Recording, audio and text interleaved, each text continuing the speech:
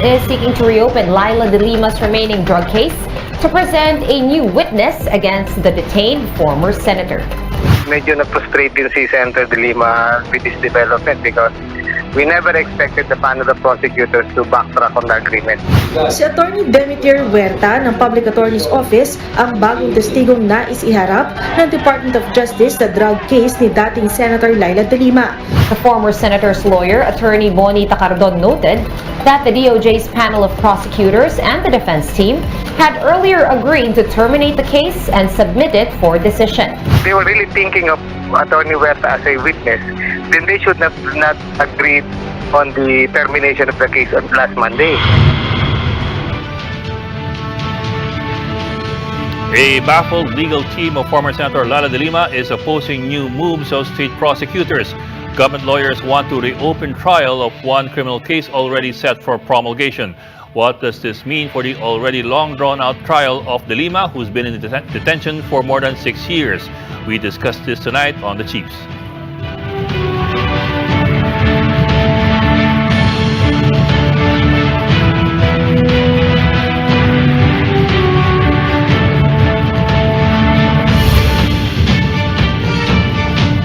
And welcome to the Chiefs. I'm Ed Lingao. In a little while, we are starting up the conversation on former Senator Lila de Lima's drug case.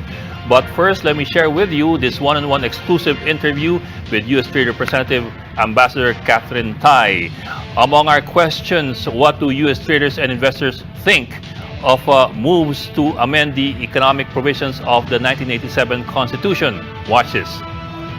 There's a message that I want to put across, which is, first of all, why am I in the Philippines? I am here to continue to build a very strong and vibrant economic relationship. We have a lot in common. We have a shared history, but also it is very clear to me, especially because of this visit, that we share a lot of values, we share aspirations, and we share a particular perspective on the challenges that we are all facing in a period of time for our global economy that's been quite disrupted. A lot of that is very hopeful.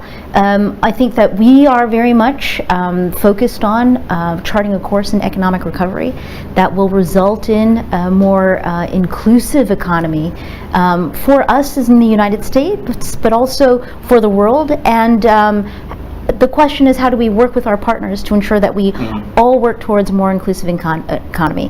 That's where I want to bring in the SMEs conversation. President Biden has been very clear about his vision for building the American economy from the bottom up and the middle out. It's about enabling the small companies, the individual people and workers to be able to rise up in the economy and to become a part of the middle class and to be a part of economic activity.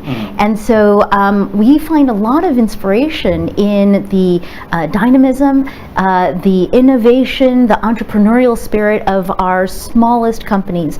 We want to make sure that the vision that we're working towards, as we are trading with each other, as we are deploying economic policies in a period of recovery, will empower companies like this one to continue to thrive and to continue to create opportunities in our economies. But I can imagine we've just come out of a 3-year pandemic where the MSMEs were the hardest hit. So a lot of them are still struggling. How do you think? I don't know. How do you think the MSMEs could or should tweak what they're doing to improve trade, to make them rise up and be more, I suppose, be more competitive? Certainly. So I think you're right. I think that there were a lot of us in the pandemic that experienced the pandemic in different ways. The pandemic's impacts weren't uniform, and we want to make sure that as part of the recovery, again, we're looking at a more inclusive, even outcome, that we're generating opportunities for the smalls and the mediums. One of the things that we saw through the pandemic also was that where the medium and the small and micro enterprises were able to thrive and become a part of the resilient story related to their ability to adapt and to enter into the online e-commerce digital economy. And I think that to the extent that that is a really good news story, that we saw the digital economy enable startups, new entrants, small and micro enterprises to grow and to respond to the needs of our people, that is something that we want to make sure that we engage with our trading partners on to amplify those opportunities. Okay, you also met with the Trade Secretary, I understand, the Labor Secretary, and big business groups, and even labor groups. That's right. Yes. That sounds like an interesting mix. We don't have that much time, but I'd like to Yes. know your impressions Yes. and your insights from those meetings. Yes. Well, I'm really glad you asked about this because this is the trade agenda that President Biden has asked for. When President Biden came into office, he said, I want you to help us chart a new course in terms of how America approaches trade. And in fact, he asked for a very specific kind of trade policy. He said, I want a trade policy that places workers at the center. And this is consistent with this vision of building economies from the bottom up and the middle out, that you think about your economy not just as a bunch of numbers and data, trade flows, GDP numbers, but you keep in your mind that the whole point to growing the economy is to create opportunities for people, for ordinary people. And so that's why when I come and I visit a country like the Philippines, I'm going to talk to my trade counterpart, of course, but I also want to make sure that I talk to my labor counterpart in the government, and then also to talk to businesses and workers, because that's what I do at home in the United States. I work closely with our stakeholders. For us, we are expanding the circle of who we consult with, who we form our trade policies with, to make sure that our trade policies don't just deliver results for the biggest companies in our system, but that they produce results for the mediums and the smalls, and most importantly, they produce results for the people in our economy, and those are our workers. So it's not just the macro, it's also the micro, because the micros make up the macro. That's right, that's right. And I think that for a global trade policy, that macro has become disconnected from the micro in a way that right now, we have an opportunity to stitch up again. Again, because I think with all of the economic disruptions, we are very keenly sensitive to the need to push forward a global economic recovery that can bring along and bring up as many of us as possible. Okay. The GSP, we also want to talk about the GSP, the Generalized System of Preferences. Manila's been waiting for some time for the GSP. It expired in 2020 December. That's right. Last we heard in January of this year was that it's been sidetracked a bit or sidelined a bit because of other things like the Indo-Pacific Economic Framework negotiations. Could you give us an update on GSP? Yes. Well, let me say this. I don't think it's fair to say that GSP has been sidelined because of the Indo-Pacific, because GSP is a statutory program, and it's our Congress that's responsible for reauthorizing GSP. The Indo-Pacific Economic Framework is something that we've been negotiating out of the executive branch. These two pieces actually go together quite well, which is there are a number of developing country partners that are in the Indo-Pacific Economic Framework. We want to make sure that this is a diverse framework in the Indo-Pacific. And at the same time, GSP, the elements that you see in the GSP with criteria that relate to labor conditions, there is a consistency in U.S. trade practice that is reflected in both. So I have told our Congress that I support the reauthorization of GSP. I support the updating and upgrading of the criteria in GSP, and I look forward to Congress passing it. But do we, I know it's, of course, it's a separate branch of government altogether, I understand that. Yes. But do we have any idea as to the timetable, if it's at all possible to give an estimate? So I know that the Philippines is a democracy as well, Yeah. and I think that there's a lot of risk in predicting what anybody's Congress and when they're going to act. So let me just say, I have encouraged my partners in Congress to look at this and impress impressed upon them how important it is. But I just had to ask that. I understand.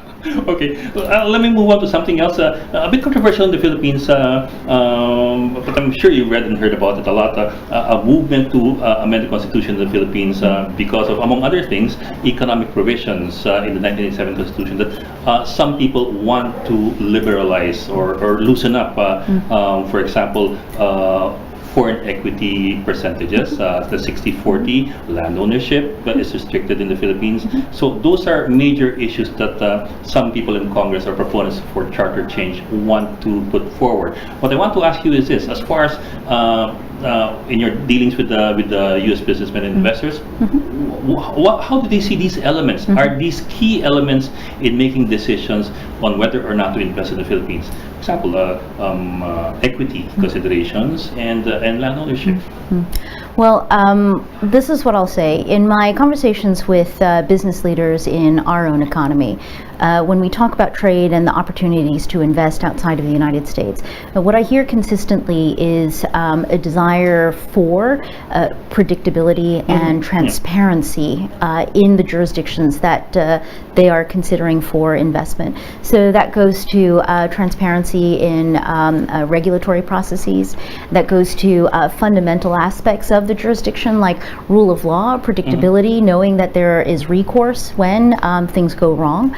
But as well, increasingly in my conversations with our business leaders, they also are savvy in reading the global economy. They also are coming through a period of unpredictability and disruption. They're looking for the risk proposition that is involved in their investments. And on this, I would also say that there's a good synergy between what investors are looking for and what we are trying to do in terms of our trade engagements, including in the Indo-Pacific Economic Framework, where we are looking for opportunities to drive that race to the top, to be concerned about the environmental and climate risks that are involved in investments, as well as whether or not business is driving the opportunity for standards to be raised. That is what we are looking for as we are coming through this period of economic disruption. I think it is consistent between governments and business that we want to see more sustainable economic activity, and that sustainability with respect to the planet, but also sustainability with respect to the people who are involved in the production and the provision of goods and services. That's interesting because that ties in with the 2021 National Trade and Estimate Report issued by your office, at least about the Philippines. It noted among the limitations pervasive long-standing problems with customs, the courts, regulators who stray beyond the legal into policy making. So it also is an issue, as well, the issue of transparency and corruption. So these are all elements that are scoped into the Indo-Pacific Economic Framework that we are working on with 13 other countries, including the Philippines. And I have to tell you, I'm so delighted that we have the Philippines actively engaging in these negotiations, precisely because if you look at the structure of the Indo-Pacific Economic Framework, it is about 14 countries coming together, working together to promote more resilience, more sustainability, and more inclusiveness through our economic collaboration. And scoped within the Indo-Pacific Economic Framework are provisions on good governance, that's tax and anti-corruption, supply chains, but also in the trade pillar, transparency, the practices and procedures at customs to ensure the smooth movement of goods and the compatibility between our systems, as well as labor, environment, and digital components. So it is from the United States, our program of engagement for the 21st century to allow us to work with some of our closest partners in this region of the Indo-Pacific to produce economic outcomes that will be resilient, sustainable, and inclusive. Okay, let me end by going back to the micro. What would you advise Filipino MSMEs if they want to break in to the U.S. market? Certainly. I think that it's the advice that I give to all of our stakeholders, including MSMEs in the United States. Really produce something that you are proud of, something that you can vouch for in terms of how you've produced it, who you are producing it with. And I think that the global economy and certainly the American consumer will respond. Okay, thank you very much, Ambassador Catherine Tai. If you'd like to add anything else, feel free. Well, let me just say, I think you can only learn you can only learn how to be a good partner by going to visit and get to know your partner, and to meet their stakeholders, where they live, where their communities are, where their families are raised. It's part of the reason why in the United States I do as much domestic travel as I do international travel. But on the international piece, I have to tell you that I've been so impressed by and so touched by the very warm embrace that I have experienced here in Manila, and I look forward to having a chance to come back soon. Okay, as we say in the Philippines, maraming salamat po.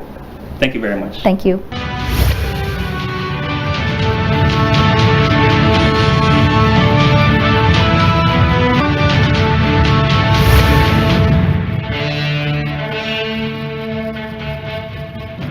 Welcome back to the Chiefs. Now we shift topics. Here to talk to us about the DOJ's move to reopen the case of former Senator Laila de Lima is former Bayan Muna Congressman Carlos Zarte. Sir, magandang gabi, Attorney Zarte, and welcome back to Chiefs. Magandang gabi, Ed, at magandang gabi rin sa ating mga nanonood. Yes, sir. Well, yeah, it appears to be a surprise for everybody. I suppose it's not a surprise for the prosecutors that they're asking for the reopening of what would have been a closed case already with promulgation set for May 12. Ano pong feedback ninyo? Well, I think there's basis dun sa defense counsel to object and to protest. Because as I understand it, there was already an agreement during the last hearing that this case will be submitted for resolution. In fact, in-announce na ng court na the promulgation will be on May 12. So then, lo and behold, after a few days, I think, nag-file sila ng motion asking the court to allow the prosecution na mag-submit pa sila ng rebuttal evidence. While it is true under the rules na pwede naman talagang mag-submit ng rebuttal evidence, but I think in this case, they already agreed and na-submitted na for resolution.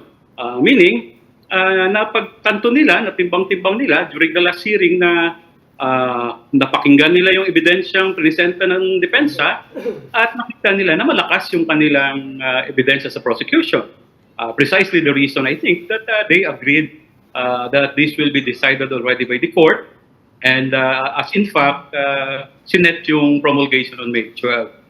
Now, I heard during earlier dun sa news na they intend to present a PAO lawyer, I think, as a rebuttal witness. But what will be the nature of the testimony of the PAO lawyer? Sasabihin lang ba? I don't know. But ang crucial kasi dito, Ed, we have to recall that the main witness of the prosecution was former Bucor Ragos, Rafael Ragos, who claims na siya mismo yung nag-deliver ng pera doon in November and December of, I think, 2012 to... yes, sir. November and December. Tigpa 5 billion daw. November and December, no? At doon nga kay Senator de Lima. But those testimonies made by Ragos were already withdrawn or he recanted, no? So doon pa lang, talagang, even if sabihin pa ng lawyer that I was there when that original testimony was taken, he was assisted, but he recanted it. So anong ngayon ang titindigan, no? But I'm not saying that the court has already weighed the evidence presented. Ang mahalaga dito siguro, Ed, as I've said earlier, we have to recall that Senator de Lima has been in prison for almost 6 years na ata, no? Yes, sir. February 2017 siya naunang nakulong. So yeah. 6 years. 6 years So plus. talagang if this will be allowed, of course, ayaw natin pangunahan ng magiging desisyon ng korte, but as I've said, I can understand why the defense is protesting, and in fact objecting vigorously dito sa attempt ng prosecution to again introduce rebuttal evidence, after agreeing na this case will be submitted for resolution. Sir, yun nga kasi I think we're all trying to to figure out kung ano yung possible na new evidence na kanilang nakita na gusto nilang ipresenta bigla. In the event na yung PAW lawyer na kanilang ipipresenta does testify as to the circumstances behind the original testimony of Rafael Ragos, how does that anong implication nun? How significant would that be? I mean, you've done trial law. How significant would that be? Yes, Ed. Ang purpose kasi ng rebuttal witness, is to clarify things, or to kung merong mga during the presentation of the defense evidence, merong mga new matters doon na present nila na wala earlier na doon sa napag-agrihan nila, then bigyan ng pagkakataon na i-rebut ito.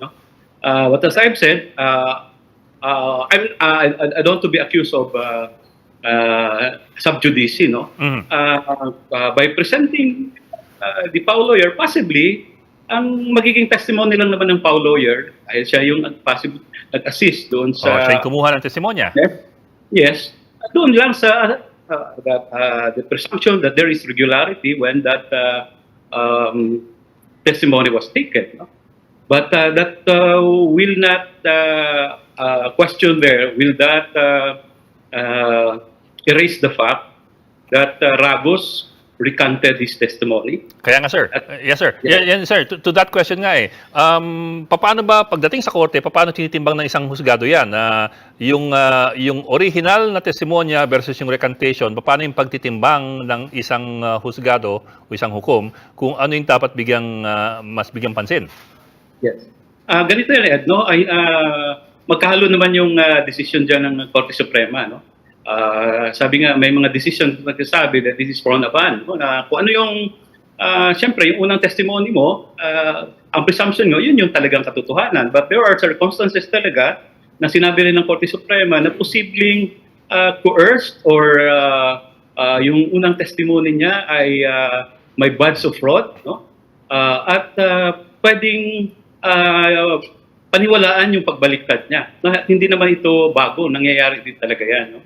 So again, it is for the judge who is handling the trial of this case to weigh. Dahil nakita naman niya ang demeanor nung witness, si Rago and the other witnesses, kung paano nila ito pinahayag ang kanilang testimonya sa korte, nung unang testimonya at nung pangalawa, nung mag-recant ito. Sir, it's I think 2 weeks before the May 12 promulgation that was originally scheduled.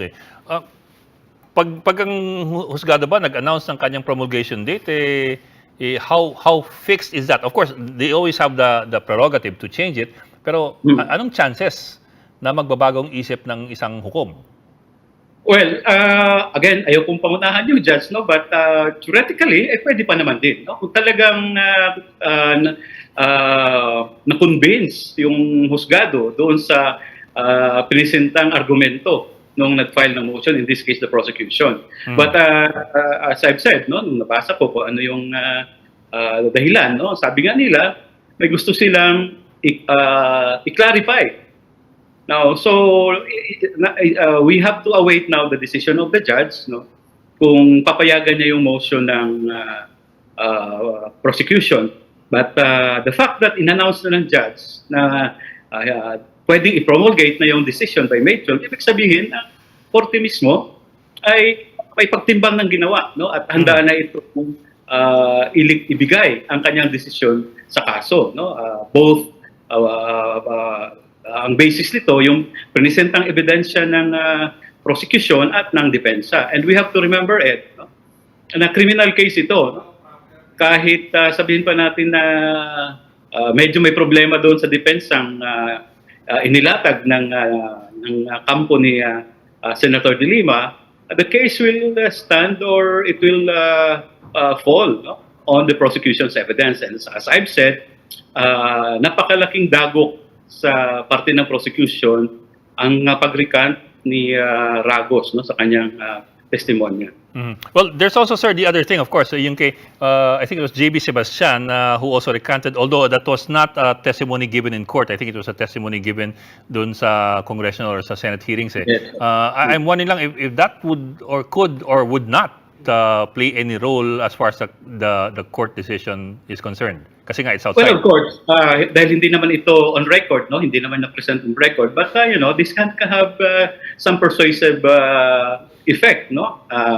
Dahil bukas kasi itong napag-uusapan itong kaso na ito, and merong merong psychological effect dyan, no, na ipakita rito na maraming mga witnesses against Senator De Lima ay inaamin nila ngayon na hindi totoo yung pinagsasabi nila, no? And in fact, other than that, Ed, we have to remember that Senator De Lima was also acquitted in another case, no? So acquitted na siya sa isang kaso. Ito na lang naiwan ngayon dito sa RTC 204, and doon sa RTC 256 meron siyang petition for bail doon, no?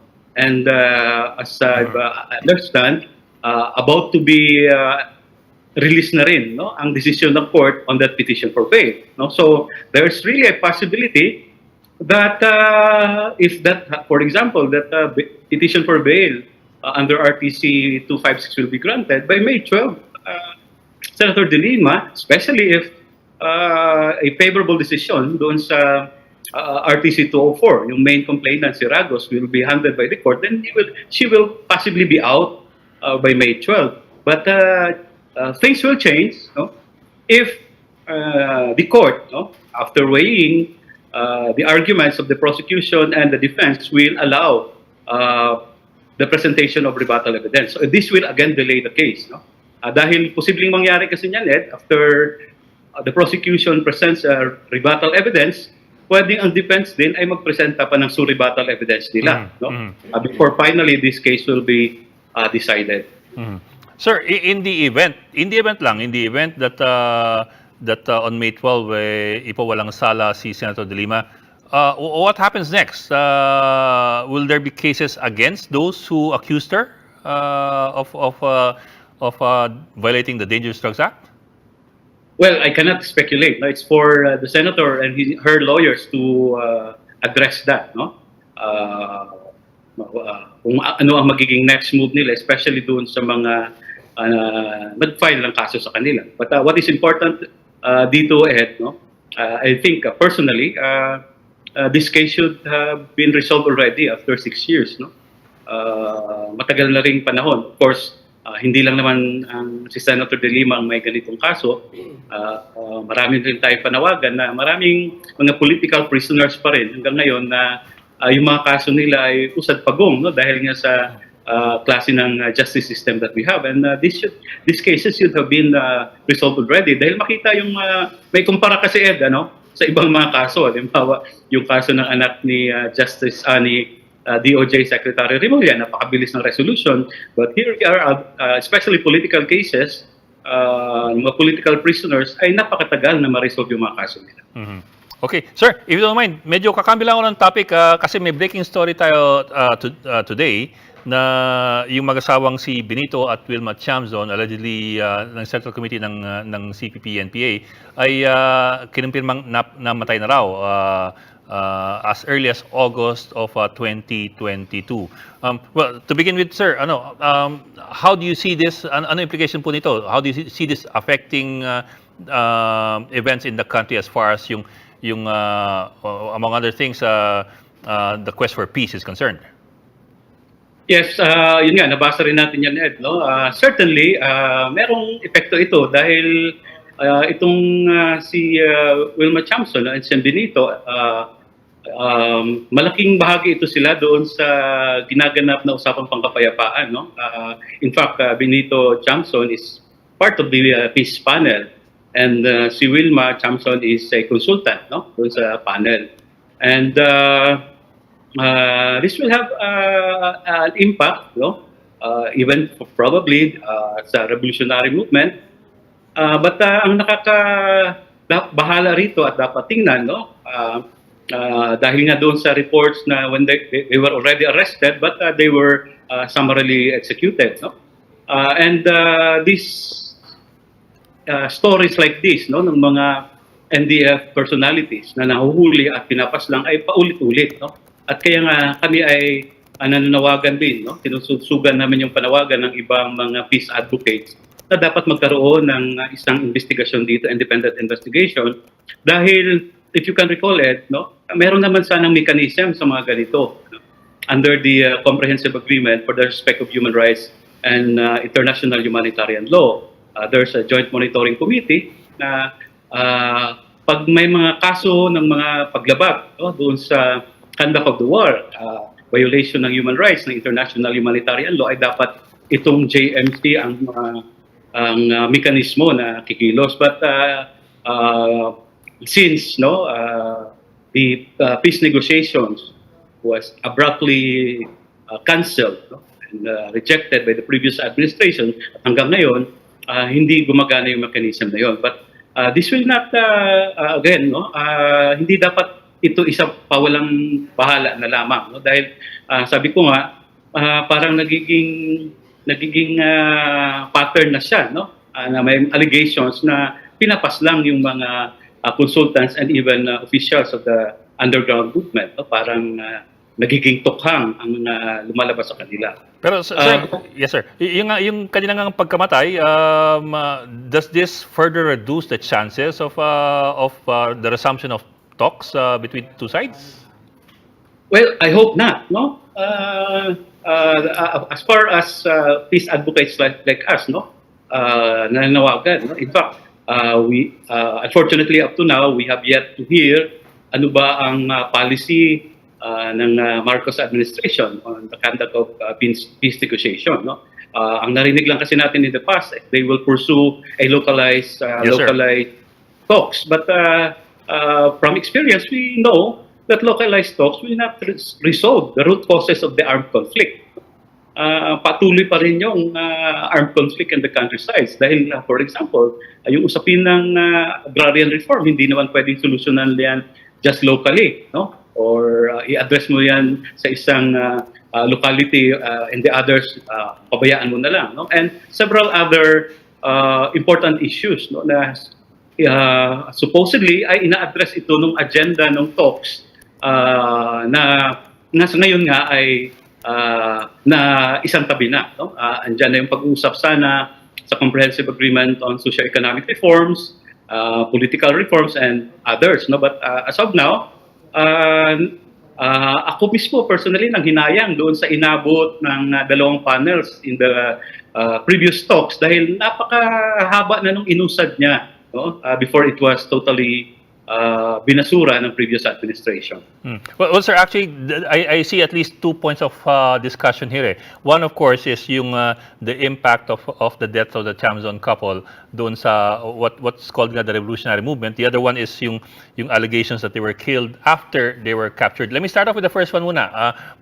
In the long term and with the big picture, anong impact nitong pagkamatay nila doon sa kilusan, tatawag na kilusan. They are seen by many as parang the old guard, the first generation. And you've also seen nga si Jose Maria Sison also died in exile. So may second liners ba yan who would take over from the old guard? Yes, Ed, no, as an observer nakita naman natin na itong movement na ito has been here in the country, you know, for the past more than 50 years. No? So napaka-resilient nito dahil nakita natin na hindi ito nakabase lang doon sa parang nakasandig lang sa ilang personalities. No? So I suppose, of course, meron talagang impact yan, yung pagkawala nila, but for as long as sabi ko nga hindi na-address yung the root causes ng ongoing armed conflict in our country, ongoing rebellion more than 50 years na, this will continue, no? And probably new personalities or new from their ranks will come out, no? And this this thing should be considered thoroughly by the administration, no? Nakita naman natin, Ed, several administrations na sinasabi na at the end of our term, matatapos na ito, but hindi, no? Several leaders na rin ng underground movement ang nawala, pero tuloy-tuloy ito. So, yun ang siguro ang magiging meron itong impact in the immediate future, no? But for as long as tingin ko hindi ito nagkakaroon ng long-lasting solution doon sa pag-address nga ng root causes ng armed conflict, ay magtutuloy-tuloy ito, no? So, going back doon sa how this will proceed, no? Kami nananawagan pa rin, no? Na sana ay ibalik, no, yung usapang pagkapayapaan, no? At sundan yung mga initial agreements, no, na napagkasunduan na especially doon na sa pinaka-crucial na aspeto ng socio-economic reforms na sa tingin namin will have big impact kung ito ay maipatutupad doon sa magiging trajectory kung saan papunta itong ongoing rebellion in our country. Well, sir, earlier we were talking to Professor Cesar Cabalza. He's with the International Development and Security Cooperation Group. Ang kanya pong pag-iestima this development will prove or may prove to be fatal to the revolutionary movement. I suppose you do not share that perception. Well, sabi ko nga, nakita naman natin in the past 50 years, Ed, no? While the government is saying na nakasandig lang ito sa ilang personalidad. Pero leaders of the underground movement come and go, but the underground movement, andyan pa rin. Andyan pa rin sila. Ongoing pa rin ang armed rebellion, especially in the countrysides, no? The security sector may say na ano na sila, mahinang-mahina na ngayon. But remember, this revolutionary movement started with just a few people. And because of the conditions then, and I suppose that those conditions are still present now, ay nagiging fertile ground for them to recruit and to advance their revolutionary campaign in the countrysides and even in the city. So I think mahalagang tingnan din yun sa ganong prism, no? That we cannot just end this rebellion through armed might. Nakita na yan in the last 50 years, especially during the time of the Marcos dictatorship, no? Na ginamitan ito ng kamay na bakal. Eventually, humina ito pero lumakas ulit dahil andyan pa yung concrete conditions that nagtulak, no, sa mga ibang mga kababayan natin na ang maging solusyon nila ay pagbitbit ng armas at labanan ng ating pamahalaan. Pero sir, yung pangalawang yung pangalawang issue ay yung sinasabi ni Mr. Marco Balbuena, yung tagapagsalta ng NDF, I suppose it's a nom de guerre. Ang alegasyon ni Mr. Balbuena that si Benito at si Wilma Tiamson ay na-capture muna sa isang checkpoint at tinotcho at pinatay daw at saka lamang sinakay sa isang bangka na may pampasabog. In some ways detailed allegations, but in other ways medyo kulang sa kwento o kulang sa detalye because we don't know where they're getting their information. Have we heard anything, sir, as to new information and as to where this information is coming from? Well, pareho tayo, nakabase lang din yung pagtansya ko doon sa nabasa natin, no, na statement ng CPP just today, no. Dahil nga after nung August 2022, after that initial statement coming from the military, talagang walang informasyon. Wala tayong narinig kung totoo ba yan o hindi. In fact, ang dami ng umiikot na storya na hindi totoo yun, no? Kaya buhay pa sila, or kung wala sila sa lugar na yun. No?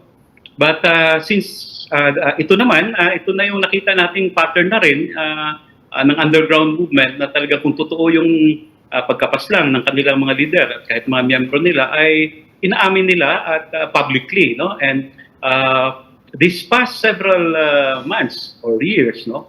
Sabi ko nga, this is not the first time that there was an allegation for na-capture yung leader nila at pinaslang, no? I can recall also, I think last year or the other year, when George Madlos was killed, no? There was also an allegation coming from Mindanao that he was captured but eventually he was summarily executed, although pinalabas na he was killed in an encounter. No? And naulit din yan ng mga ilan pang mga balita, no? So sa ganang amin, these allegations, if true, hindi ito katanggap-tanggap, condemnable ito dahil certainly these are violations of the Comprehensive Agreement for the Respect of Human Rights and International Humanitarian Law. No? Kailangan maimbestigahan ito independently dahil parang kung nagiging practice na ito, no, it only validates the fact, no, that this is happening talaga. Especially nakita natin in some other situations, halimbawa doon sa campaign against drugs, no, na talagang merong mga ganitong summary executions. And in some other instances, napabalita na rin ito in the past. So kailangan maimbestigahan ito, no? Relatedly, sinabi natin kanina, despite na nangyari ito, I think hindi ito magiging total na hadlang. No? Kung meron pa rin posibilidad na bumalik yung usapang pangkapayapaan, tuloy-tuloy pa rin natin ipanawagan yan. Dahil sabi ko nga, yung bloodletting, no?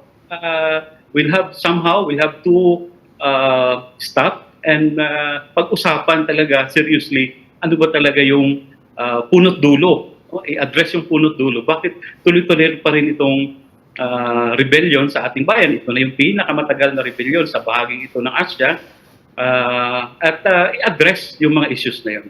Okay, maraming salamat, former Bayan Muna Congressman Carlos Zarate. Maraming salamat, magandang gabi sa iyo.